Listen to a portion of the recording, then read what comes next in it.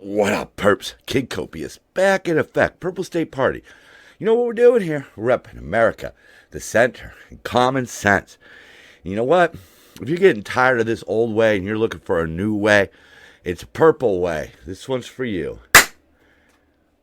So, every week I've been here going on 5 years in February. Like a postman. Rain, snow, sleet, nothing slows me down. I'm a little bit tired today. I'm a little bit sick. It's kind of hot here already. It's already in the mid 80s. Yesterday I spent most of the day working in 110 degree weather. So your boy's a little bit tired out today. You might hear that in my voice, but I appreciate everybody who watches this. I know that the goal is to get to millions of subscribers, but I value every single one. I'd love it if you subscribed. I'd love it if you liked it. I really appreciate anybody who comes here and watches what I do, because I believe in this passionately. Today is a great example of that. It would be very easy for me just to skip this week. Not much happened, not much to say. Got to repeat a lot of shit, I guess. Well, I got a few articles in here that I think are really worth sticking around. The rent control proposal of Kamala Harris and how it's playing out in Amsterdam or Netherlands. But I love y'all. And, one of the things that Purple State really stands for is the people out there who are trying their best to be good people, to live the American dream. Those are the people I would focus in on. We, especially here in California, we seem to really value the people who just want to cheat, game the system, stay drunk or stay high all day long, don't want to work, don't want to be contributing members of society. We shouldn't be worrying about some guy or some girl who just wants to go around and rob old ladies. I don't know why we have allowed that to become the priority. And in America as a whole, we're really starting to see that. Where we're really bending over backwards for people who illegally enter the country. I don't care how you frame it. I don't care how you contextualize it. I'm sorry if the country they come from is a shithole. I can't, that's not my responsibility. That's not your responsibility. That's those people's responsibility. Hundreds of years ago, a group of Americans got sick of the way they were treated by the British. They were sick of the society that was being crafted without their say-so. And they did something about it. But anyhow, let's push on. I just thought this was kind of funny. Putin endorses Kamala Harris to be the next president, citing one very strange reason. I don't even remember what the reason was. I should have remembered it, but it was something stupid. But, of course, because, Putin benefits from battling the West. Let's look at some of the great superheroes out there, right? Not all of them, but a majority of them have that iconic enemy. The Joker and Batman, right? The X-Men versus Magneto. If you don't have a good opponent, then you don't really look as good of a superhero or a warrior. And Putin and Russian presidents have known that for quite some time. That, battling with the West is a way to get votes. So this chick who sits on the Supreme Court here, Ketanji Brown Jackson, says, Harris' nomination for president gives a lot of people hope. And she said that Kamala Harris becoming the first black and South Asian woman to lock down the Democratic nod for president gives people hope.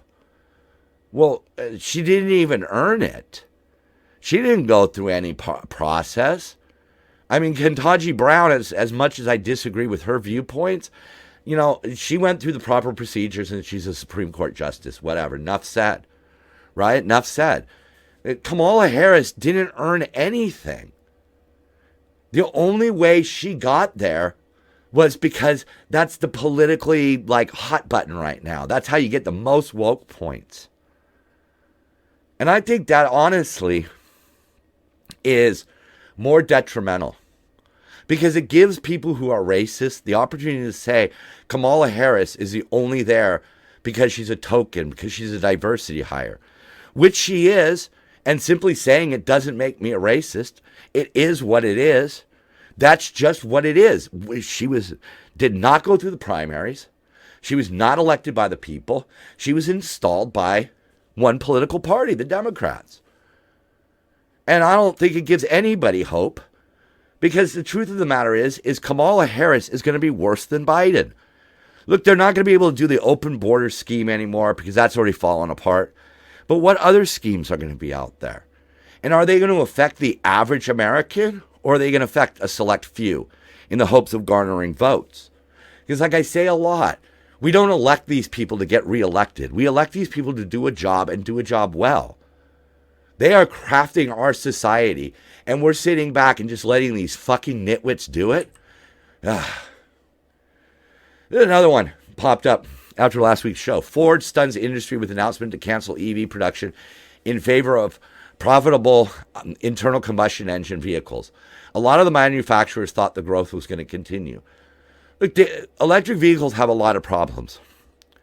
And a lot of those problems are never going to be solved. Okay? They're just not. You know, charging issues, charging stations, the expense of them, how much electricity we could actually produce. Right? My mom had a blackout yesterday. You know, the last thing she needed. But, you know, right towards the end of the day, boom, the power went out over there. It's probably a blown transformer. But because the infrastructure is sort of, you know, teetering on the edge, you know, she had to wait until something like 9 p.m. before the lights came on. You know, that's kind of a sucky thing. And we're not focused on the right things. But anyhow, back to the EVs. You know, things should be driven by the public dollar. If that's what we want, if we want electric vehicles, then we'll build them. You know, so at first you're going to have electric vehicle shortages because, you know, people are going to be popping up all over the place going, hey, I want an EV. And you'll be like, wow. But no, the government steps in and says, oh, we're going to force these things on people. So they ramp them up. They ramp up production. And now they're going broke. So, you know, one thing that really tires me is how the media likes to label people as white supremacist or racist. And then they give passes to other people who are legitimately being racist. Like me, for example. Okay, I said Kamala Harris is a diversity hire. She didn't earn that job. Right? That's what I said. Does that make me a racist? No. Because first of all, I don't give a shit about the color of your skin. I care about the content of your character. I care about what you bring to the team, Team America. Anyhow, here's something that's not being labeled racist, and it is. Portland, Maine, City Council anonymously votes to divest from companies that do business with Israel. They're the fourth U.S. city to pass such a measure since the outbreak of the Israel-Hamas war on October 7th. It was not a breakout of war. There was a fucking ceasefire, folks. And Hamas went in and purposely targeted young women with violent rape and murder. Hamas bears the responsibility for this 100%. The Palestinian people backed Hamas. They deserve 100% of the so-called credit. I understand you could show me articles about Israeli settlers pushing in, doing horrible things. Yeah, that's great. That's not the country. That's not the government. The resolution passed after a raucous public comment section in which supporters outnumbered opponents calls to divest the city of Portland from all entities complicit in the current and ongoing humanitarian crisis in Gaza and occupation of Palestine.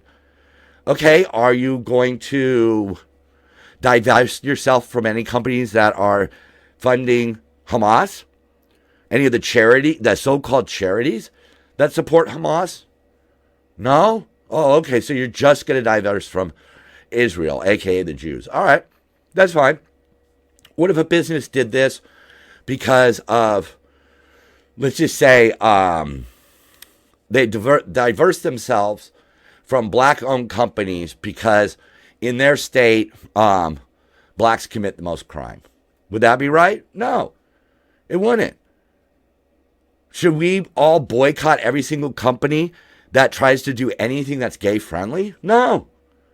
If it's stupid, sure. If it's overreaching, if it's absurd, if it's vile, inappropriate, sure. But that's because it's vile and inappropriate, not because of the people. And that's what they're doing. And the Jewish Federation put out a statement where they basically said that this was just performative gesture that promotes a one-sided blame for the conflict.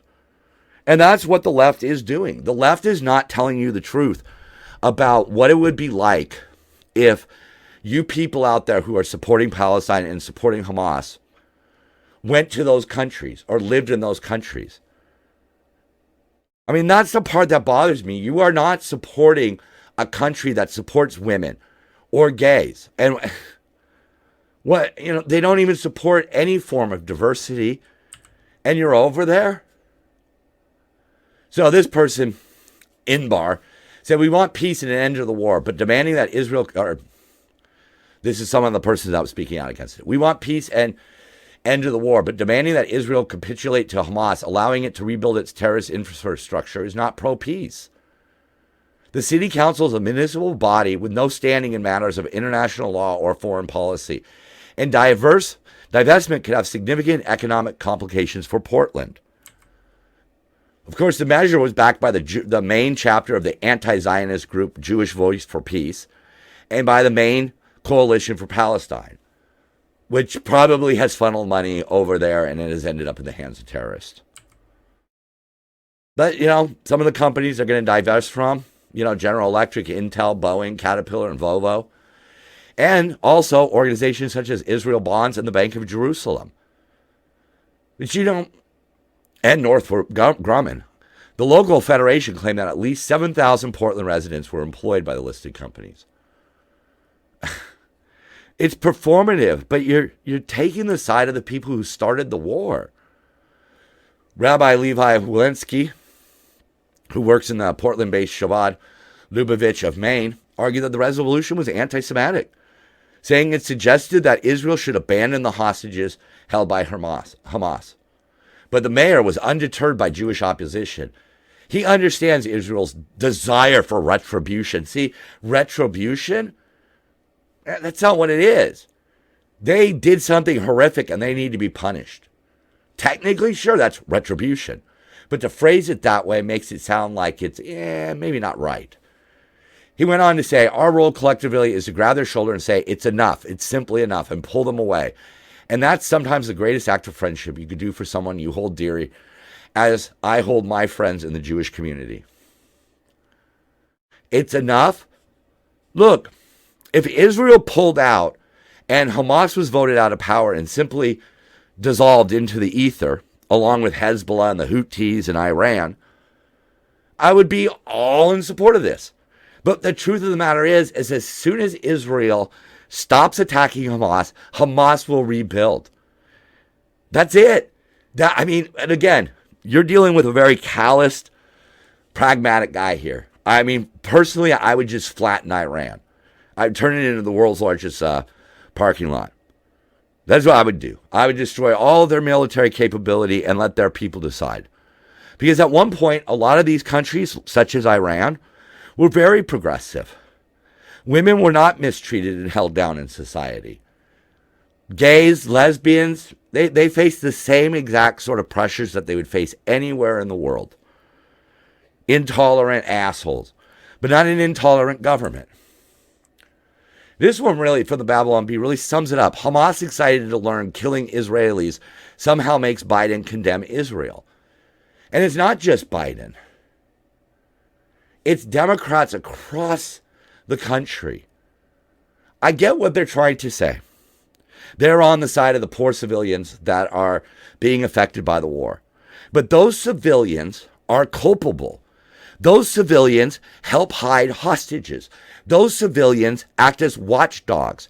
Those civilians act as human shields. They act to help conceal where Hamas is. All right? That's the truth of the matter. One thing about both political parties, politicians in general, if you have some actual facts on your side, then you should bring them forth. And, people should be corrected when they're repeating the wrong thing. Lately, the left has been gaslighting America, trying to say that the illegal immigrants, the nearly 11 million illegal immigrants, are not affecting crime stats. Except that migrants flooding New York City's justice system, making up 75% of arrests in Midtown, as pathetic sanctuary city laws handcuff cops. 75% of arrests in Midtown are migrants. What the fuck? Look at this guy, Jefferson Maldonado. He's 31 years old, from Ecuador. He has been arrested 5 times since arriving in the United States earlier this year. He's on pace something like once a month. 5 times. Why do we need a 31-year-old criminal to move to our country? And you know, when you're saying that, you know, we should take in people, keep in mind that places like Sweden, you need to have a letter from a company that essentially says you're vital to the local economy or the country's economy. You're vital in some way. That's why you have to immigrate there. In other countries, they'll let you immigrate there if you meet certain qualifications, but you can't buy a house. Here, fuck it, come on over. So now we have imported a 31-year-old criminal. Good work. Good work. So how many years is he going to be a criminal and then on the public dollar? The problem is made worse by the sanctuary city laws, meaning that New York cops can't work with ICE on cases where they believe suspects are in the country illegally. They are forbidden from reporting illegal aliens who have committed crimes. They are barred from tracking the immigration status of offenders. This is bending over backwards for criminals. And meanwhile, Trina Aguila, TDA here, a vicious Venezuelan prison gang. How do we get so many people from a prison gang here? I don't know. Did Venezuela dump their prisoners here? They're already tied to hundreds of crimes. They've already shot 2 cops who were trying to arrest a member in June. And the very same pack of thugs have been arming up to facilitate further terrorizing the city. They smuggle guns into city-run shelters in food delivery bags to evade metal detectors. Why? Because putting x-rays in the food might be bad? One law enforcement agent said, most of these people we arrest are professionals. These aren't their first crimes.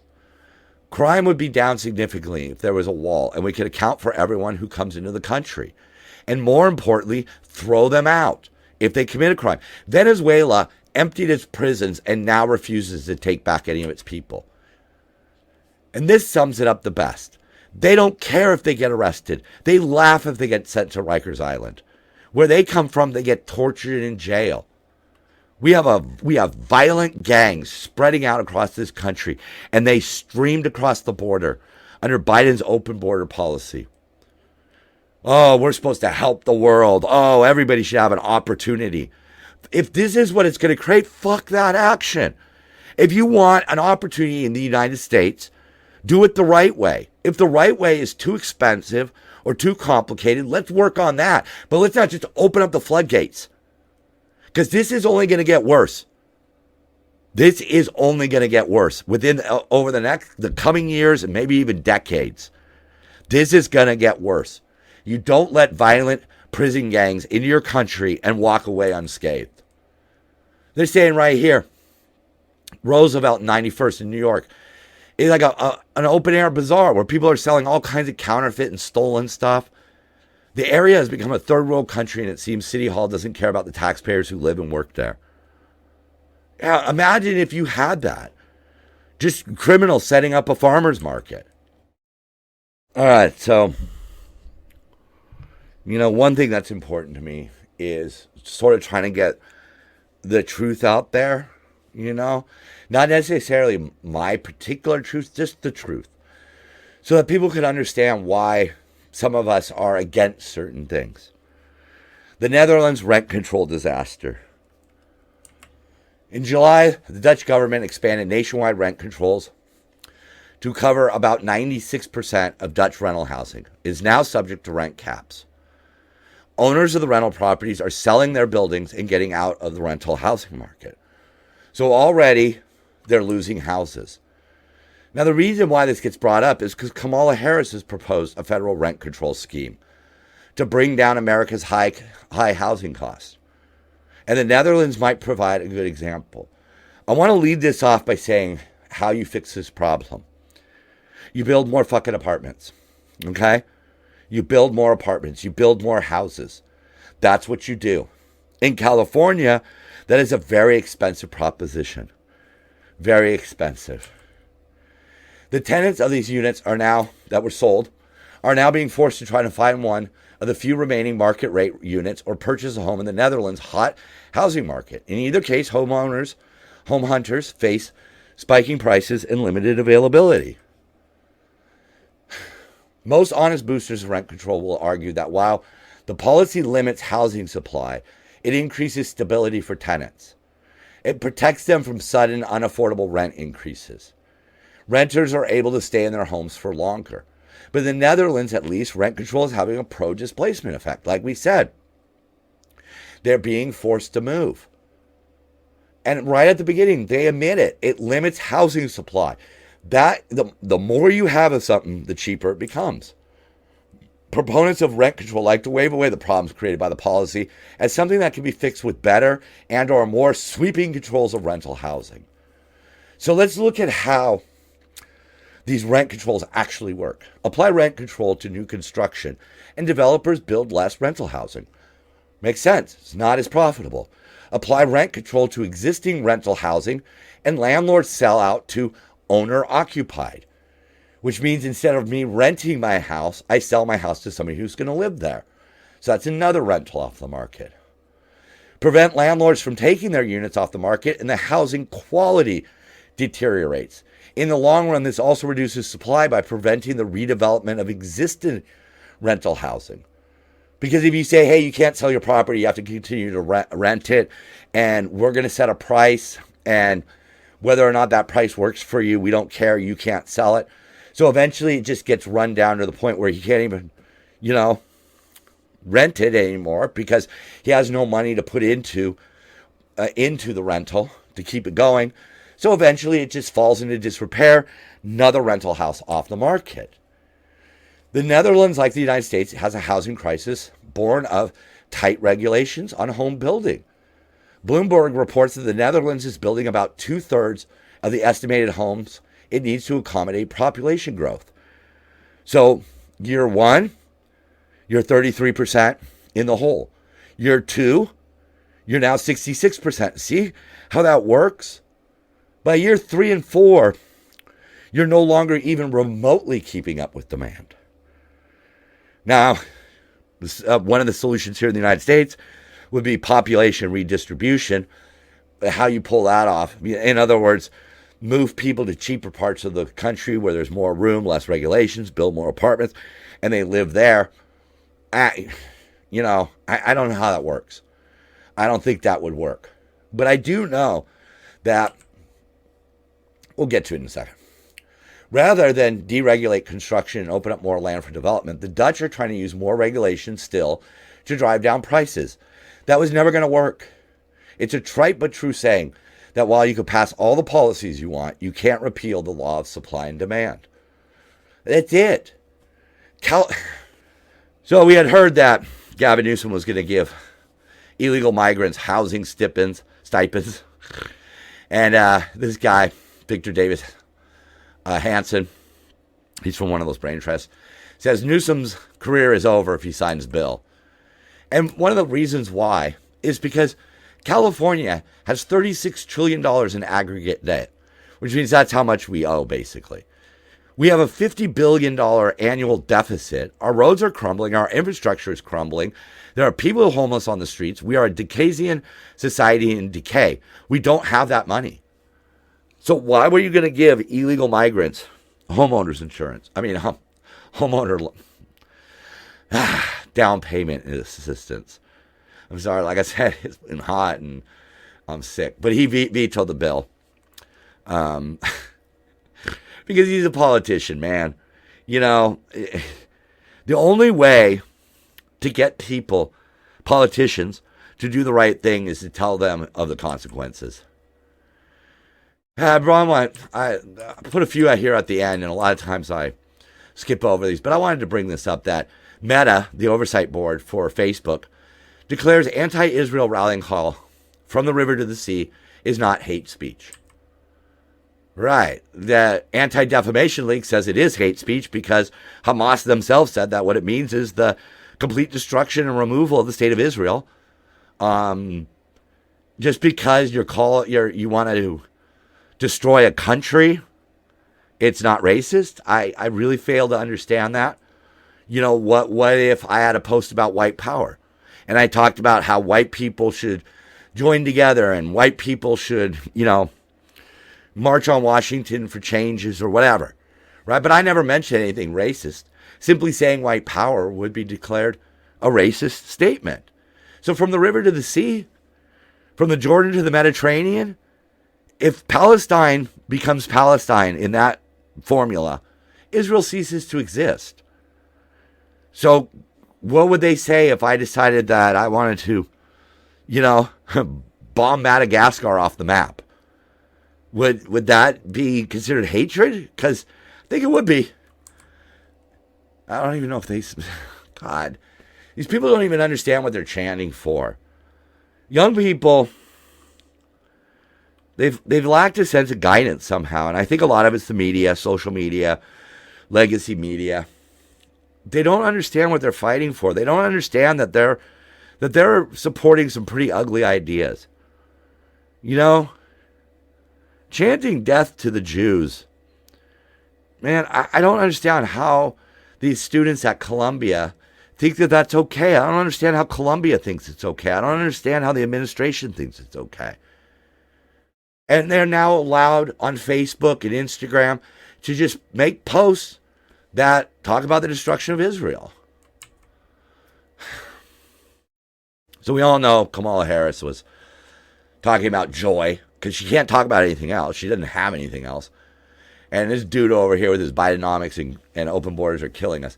And how do we pay our bills and buy groceries with that? Kamala Harris is placating the left, the far left.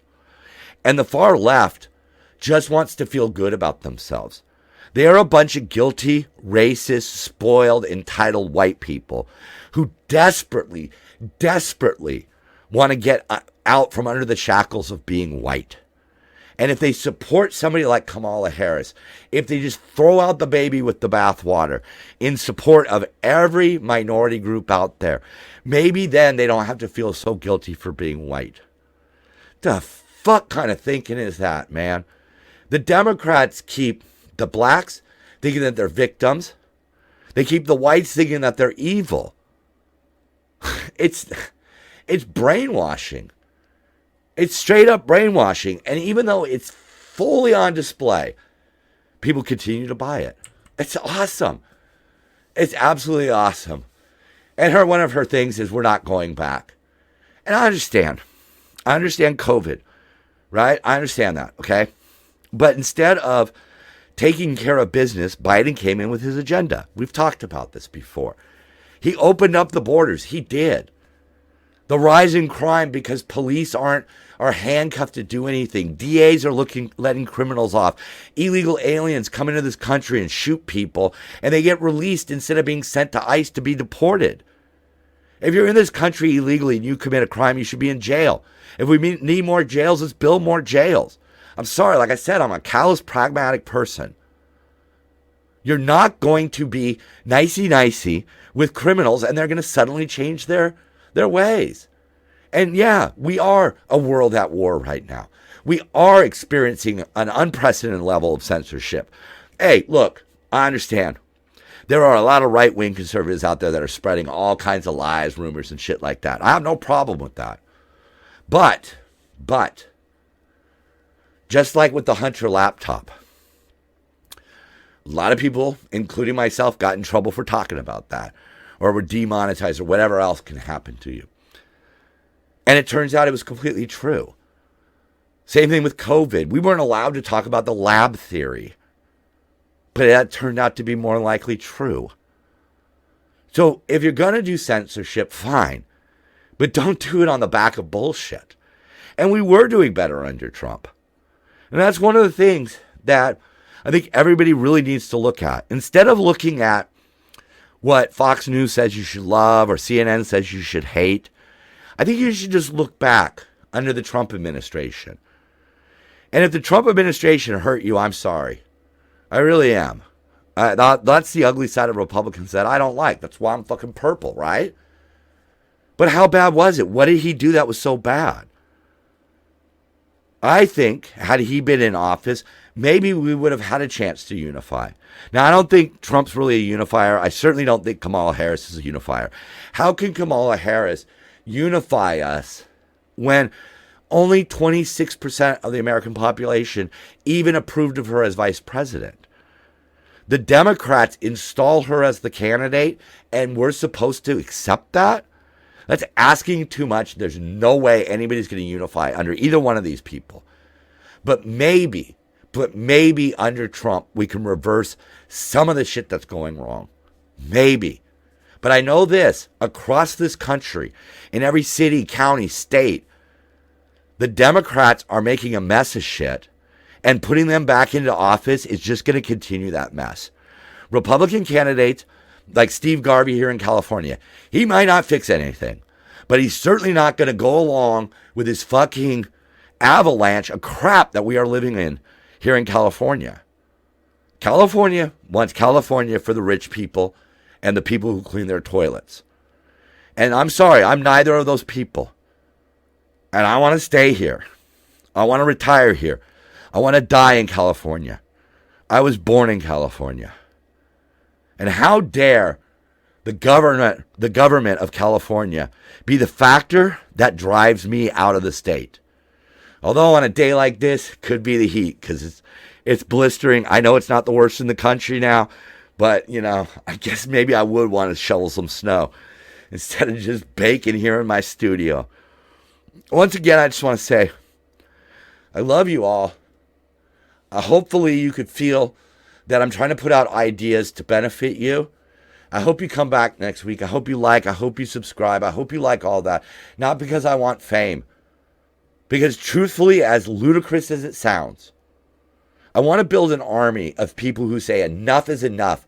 These two parties are both full of shit. And they both need to go.